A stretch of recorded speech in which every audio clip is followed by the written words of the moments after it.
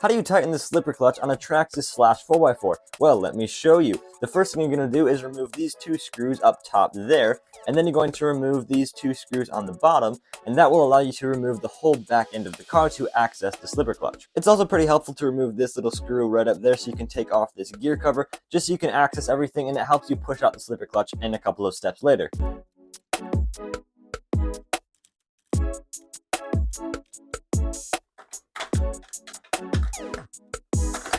And from here, you're just going to be able to pull the slipper clutch right out. It might be a little bit difficult, and you might also lose that bearing right there. But if that falls out, you can just pop it right back in, and now you have the slipper clutch. Also, if you don't know what the slipper clutch actually does, basically, there is a little disc in there with these little slipper clutch pads that rub together. And depending on how tight this is, it will allow the motor and the spur gear here to spin faster than the output shafts that go to the wheels, so you don't break any gears. As a side effect of that, as it loosens over time, or if you set it really loose, then you will lose a lot of acceleration and a lot of punch when you're trying to drive. I like to do a lot of drifting or sliding around with this truck, so I want my clutch pretty much as tight as it can be, because it'll just loosen up over time, and I'm okay with chewing up my gears every now and then. So to actually tighten it, you're going to just take either some little pliers or just a little wrench like this, and you're just going to put it on that nut right there and just righty-tighty until you can't move it anymore, or until